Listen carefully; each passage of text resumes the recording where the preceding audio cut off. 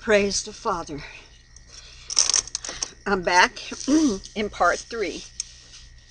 I feel led to get this, It needs to know. People need to know right now. Okay, refresher again. Keep that mind going. Isaiah 9. We see the Messiah is born of a child, from a virgin. We see that this child, this Messiah, grew up. He was crucified on a cross, and he was buried for 3 days, and he arose. This was the beginning. This was the beginning of what we would come to know, the end days, the last days. And we see that Yeshua's prophecy in Matthew 24 come true, that the temple was totally tore down. He said it would be, he prophesied it, and he said that it would be totally tore down, not one stone upon the other. The only thing that you can see is the Wailing Wall, and it's that outer port, but every stone on the temple came down. So we see that this had been fulfilled.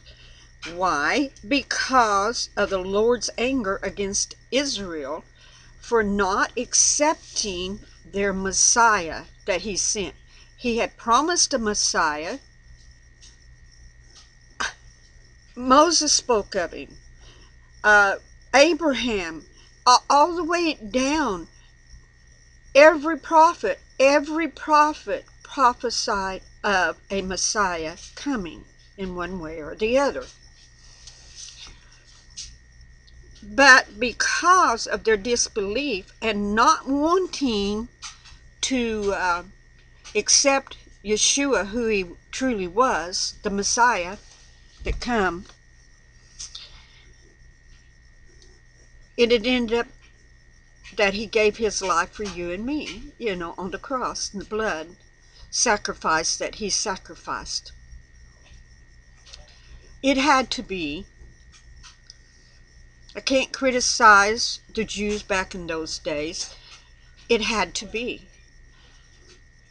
It was pre-prophesied that it would happen.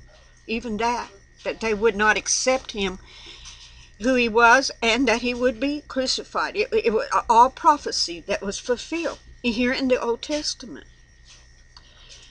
So we see the anger, we see the temple being torn down and Jerusalem sacked, and the priesthood destroyed, killed, right up to the doorpost of the altar. This all happened. And then, out of all of this, you can even look and see, and I really believe it's in chapter 10, what happened to Israel again, through Hitler and all the things. I mean, the Jewish people were just pretty well driven everywhere and tried to move out of every country there was. So, because of their disbelief. And it was a punishment. And God was angry. And even though there was times when God looked away, but his hand was still out there extended in anger against them for what they did of unbelief. But there had to become a time something would happen that would cause them to want to go back, or have to go back, or need to go back to their own land, because they've been driven out of every land around already. Spain did it, France did it, England did it. They would go out and search them out, kill them, drive them all out, and then Germany did it in the most brutal, terrible way. So out of the whole mess out of what happened in Germany, there was this little remnant that did come back. And through the working of the Father, gave Israel back her land. Now, I'm not talking so much about the people right now, because there is a remnant of Israel that will believe in Yeshua HaMashiach, that will give their lives to him, and will serve him, only him. But we see that once again something else is going to happen over there, and the Antichrist, much like Hitler, or worse than Hitler, will arise again and come up against Israel again, and they will be invading Israel, and there will be so much terrible things going on. But then in the Battle of Armageddon that's going to happen, we see the branch out of Jesse that comes back out and rules with a rod and takes over. And we see the rejoicing in chapter 12, the thanksgiving for God's salvation as he pours it out on Israel and upon those around him. Well, we'll see also that one of the very first things happen over here in Revelations, real quick. Let's go over there. And we'll see what it says here in, let me see. And I see an angel come out of heaven having the keys. Right. Chapter 20. Okay.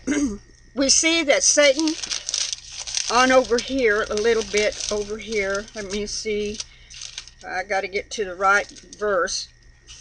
That we see Satan is kicked out of heaven in chapter 12 with the woman and the dragon. But we'll see that there's a great war and in heaven, and Michael kicks him and the demons out, and they come down, and they're really angry, and they're coming out after the woman, and she had two wings of eagles, and she flew into the wilderness.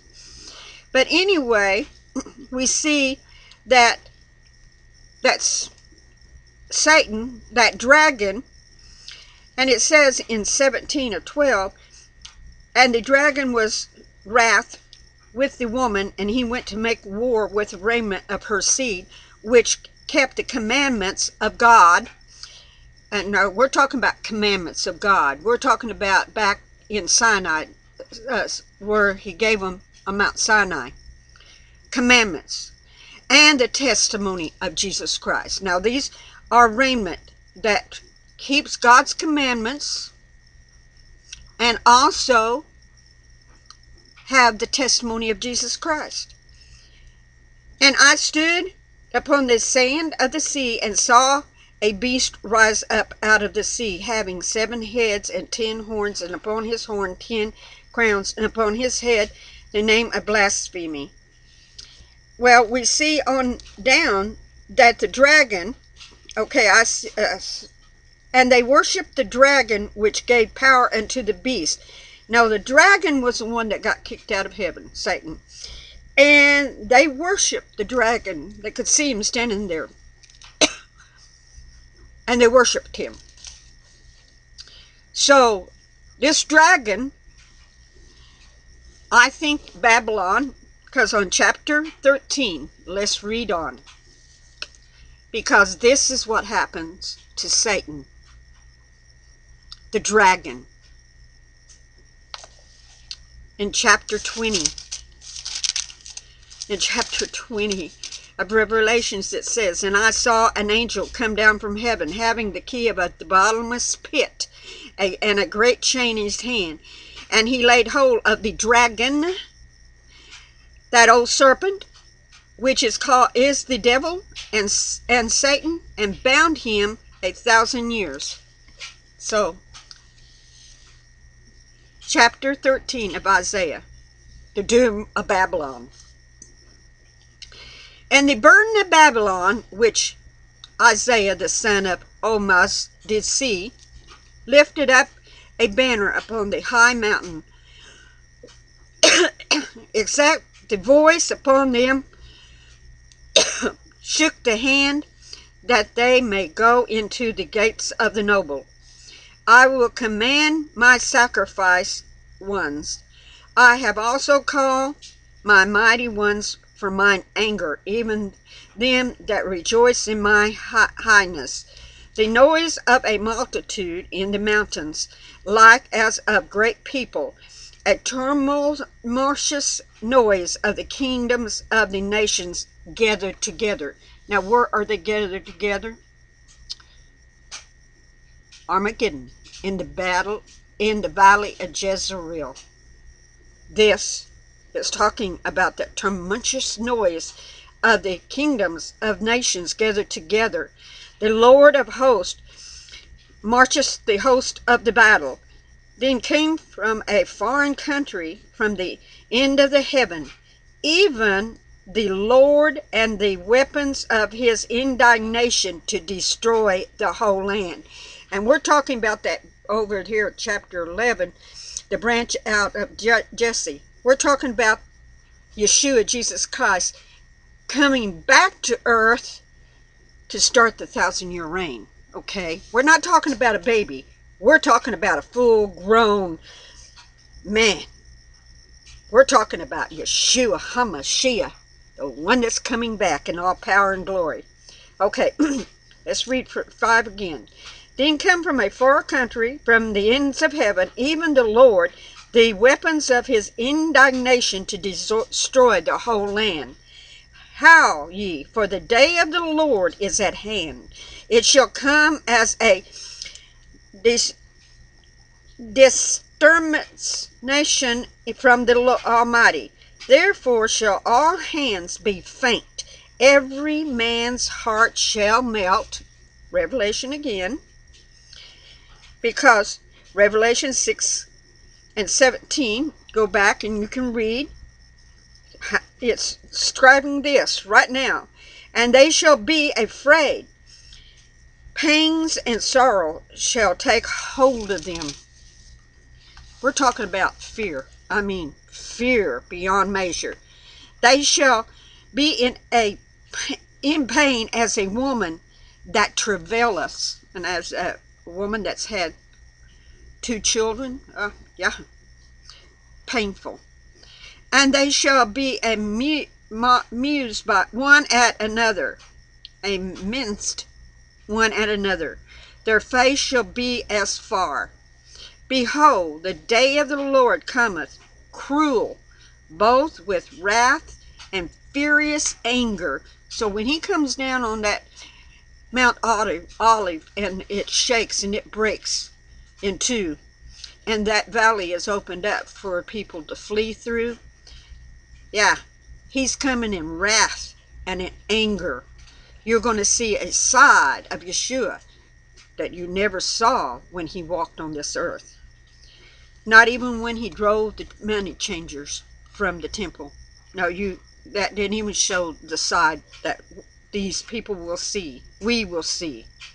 Okay, wrath and furious anger, to lay the land desolate, and he shall destroy the sinners thereof out of it. We're talking about Battle of Armageddon now. For the stars of the heaven and the constellation thereof shall not give their light. The sun shall be darkened, and in his coming forth the moon shall not cease her light to shine, cause her light to shine. Okay, not only Daniel had prophesied this, but Yeshua HaMashiach himself in chapter 24, go ahead and read it, that he says the same thing at his coming. At his coming. This is talking about how he come, and he's coming. And I will punish the world for their evil, and the wicked for their iniquities. Now he's coming in judgment this time. Not as a baby to save, but as a king to set things right. And I shall cause the aggravation of the proud to cease, and will lay low the hypnotist of the trouble. I will make a man more precious than fine gold, even a man than the gold wage of Ophir. In other words, man, there will be hardly any men upon this earth at all. He's going to totally wipe out mankind pretty well. And if you see a man walking across the land, that man is more precious than fine gold. You could go out and find gold. I mean, fine gold, real, the good stuff gold. Not polluted gold, but good stuff gold. You could find it easier than you can find a human being, a man upon this earth. And even a man then, the gold wedge of Ephraim. And it's the best I can understand when I looked it up, that is some of the best gold. 100% or 100 or 200%. I mean, it is good. Therefore I will shake the heavens, and the earth shall remove out of her place in the wrath of the Lord of hosts, and in that day of his furious anger. And it shall be as the coarse robe, and as a sheep that no man taketh up. They shall every man turn to his own people, and flee every one into his own land. So the ones that are up walking, they can get out of that valley, out of that place of destruction. They're going to be leaving. They're going to be fleeing faster than they come. Everyone that is found shall be thrust through. So everyone that is found will be killed. And everyone that is joined unto them shall fall by the sword. So everyone that is joined on their side over there, taking the side of the beast, of the Antichrist, that has the mark on their head, every one of them will fall by the sword. Their children also shall be dashed to pieces before their eyes. Their houses shall be spoiled, and their wives ravished. It's going to be total destruction on the people that have the mark of the beast on them. It's going to be over with. And behold, I will stir up Medes against them, which shall not regard silver, and as for gold, they shall not delight in it. Their bows also shall dash the young men to pieces, and they shall have no pity on the fruit of the woman. Their eyes shall not spare children. And Babylon, the glory of kingdoms, the beauty of the Chaldeans, exceedingly shall be as when God overthrowed Sodom and Gomorrah.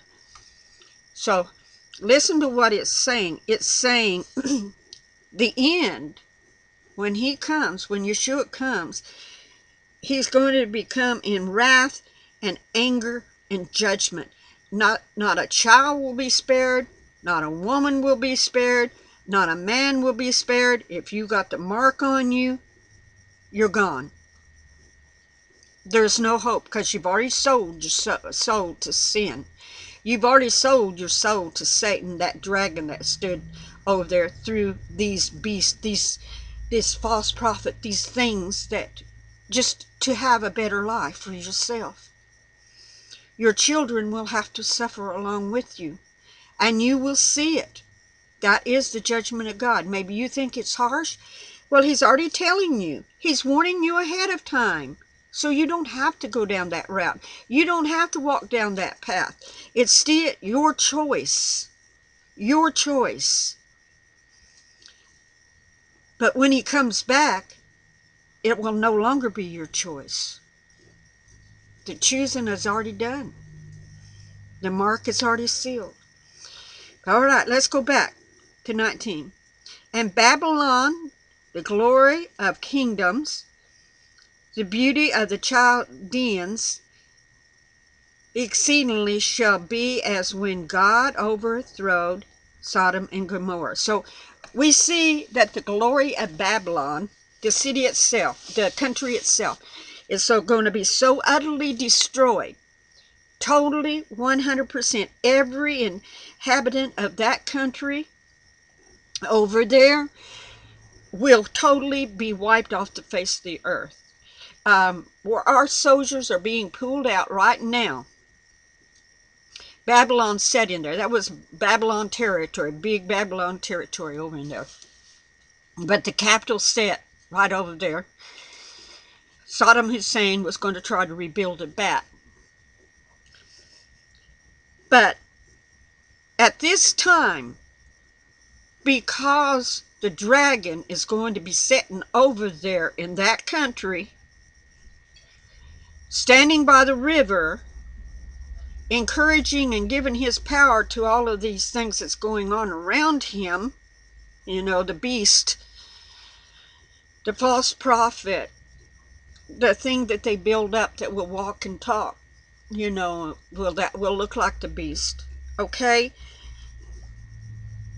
This nation, this land is going to be totally destroyed. Every occupant of that land will be totally wiped out. It shall never be inhabited, neither shall it be dwelt in from generation to generation.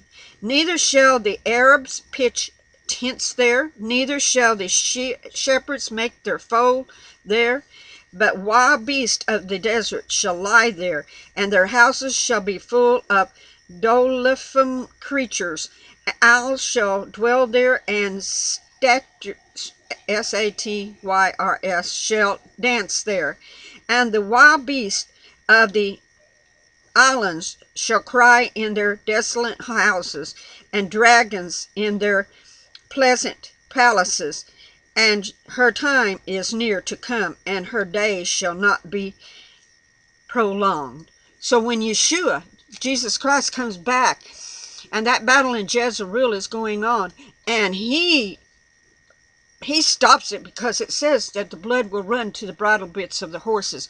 There's going to be a lot of blood in that valley running from a lot of dead people that are of sin, that have that mark of the beast, that worship him, that is part of this army that's coming up against that little remnant of Israel that has 144,000 marked on their head, you know, because 12,000 from each tribe. They will be coming after them, and whatever little group they could get to pull in with them. They will keep coming hard and fast after them. That's why the battle will be in Jezreel, because they will go out to meet them, and the battle will begin. Then we see Yeshua coming. And then what does he do after he destroys the whole land of Babylon? For the Lord will have mercy on Jacob, and will yet choose Israel, and set them on their own land. So when you say that Israel is no more, I'm sorry, you're very badly mistaken. Israel is all over the world. All over the world. And so he will choose Israel and set them on their own land. Why? Because he made a covenant with Abraham, Isaac, and Jacob. He made covenants that, see, God is not a covenant breaker. He won't make a covenant and then break it. Human beings do that, not God. It's his word. And what he says and what he speaks is his word. And it's his bond, his covenant. So if he says it, he will do it, bar none. So here we have, yet chosen Israel, and set them in their own land, and the strangers shall be joined with them, and they shall cleave to the house of Jacob. Strangers will come with them, and the people shall take them and bring them to their place, and the house of Israel shall be possess them in the land of the Lord for the servant hand and maid. They shall take them captive, which captive there were, and they shall rule over their oppressors. And it shall come to pass. Now we're talking about Israel is reestablished, and she will be able to rule over for every country, every nation, everybody that has oppressed her and held her down. So Bush, wake up, because God is stood on Israel's side.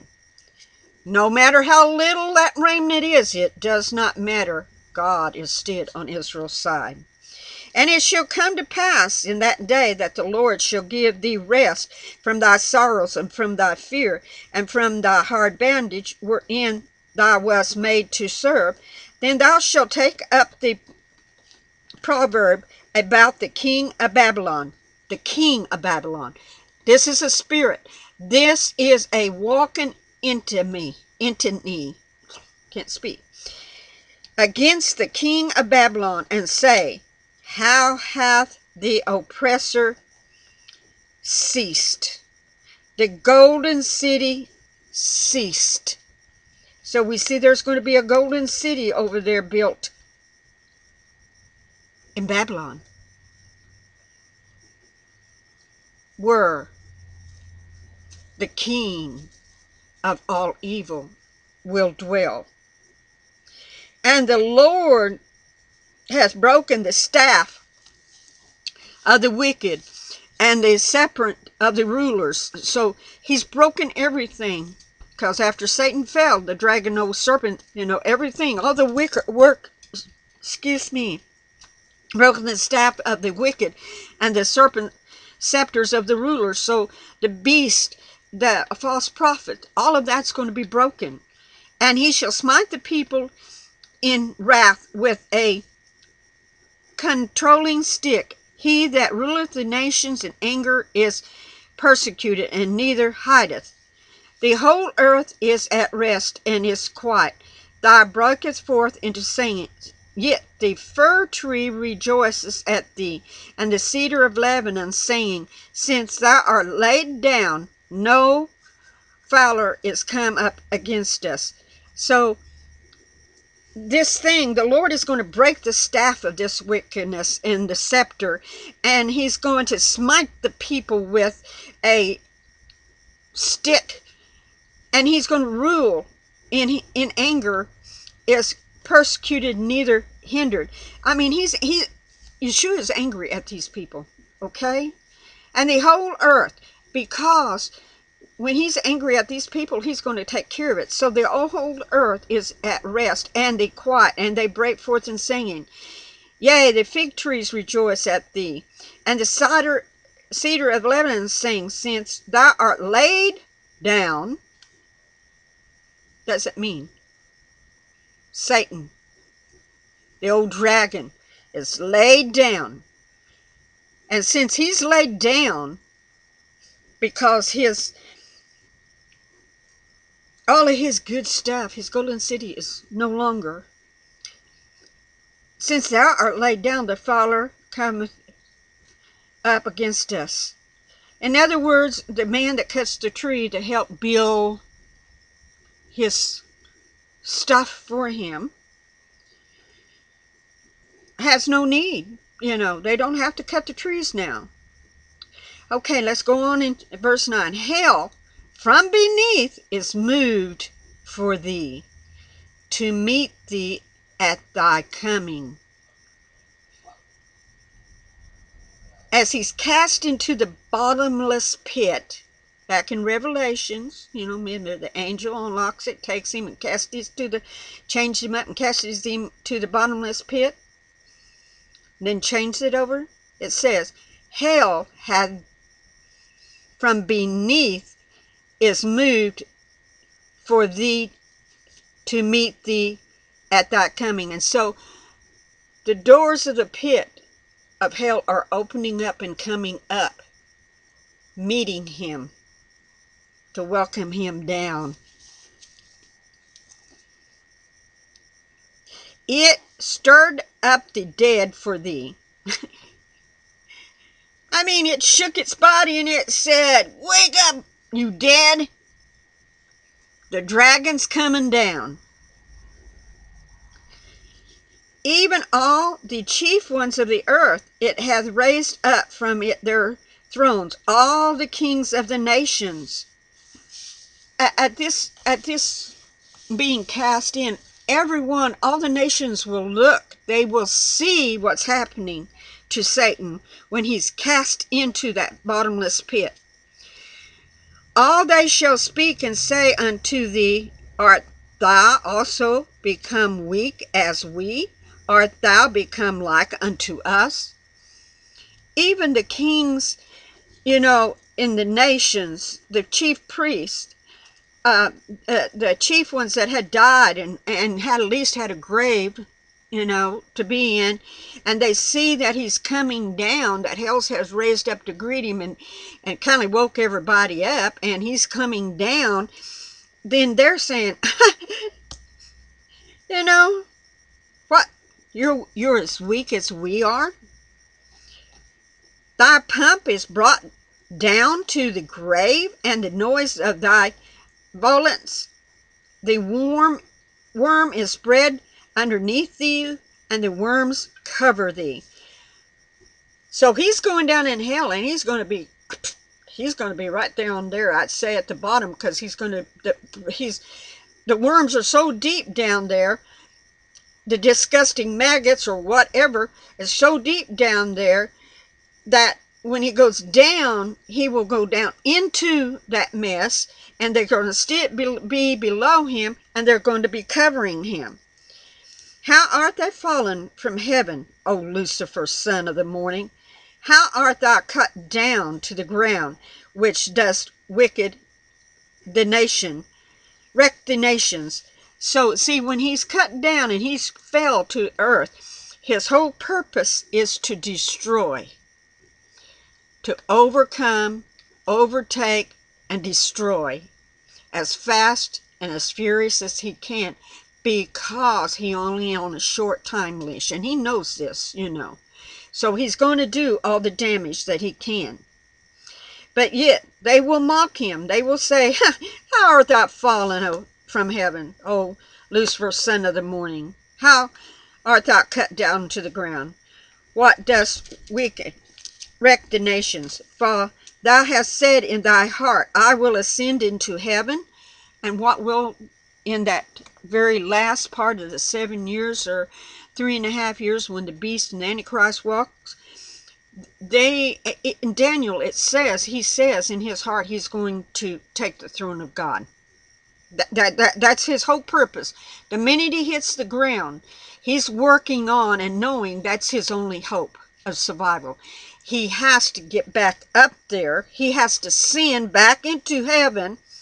And he has to say, I will exalt my throne above the stars of God, and I will set up also upon the mount of the congregation in the sides of the north. So he's saying, I've got to get back up there. I've got to go over God. I have to set my throne room above him. I have to be above him, and he has to be below me. I have to ascend. I have to be the one that is exalted, because if I don't, I'm on a timetable that's very short. And he says, I will ascend above the heights of the clouds. I will be like the Most High. That's the thought that he will have all the time. He's standing down here, and the beast is doing all the stuff, and the Antichrist, and everything that's going on. That is his whole thought, to take over, reascend, retake over, and become number one over God. Yet thou shalt be brought down to hell, to the sides of the pit. Revelation 20th chapter. Angel unlocks that pit, takes the door open, and they take him down to the side of the pit. There they see thee shall narrowly look upon thee, and consider thee, saying, Is this the man that made the earth to tremble, and did shake the kingdoms? So when he's thrown down there and he's locked up, they that see thee shall marvelingly look upon thee and consider thee, saying. So it's going to be in a way there are people that can see him and see him down there in chains, probably in all of his anger and stuff. Okay, it goes on. That would the world as a wilderness, Okay, shaken. Now he's describing what the world is going to look like right now.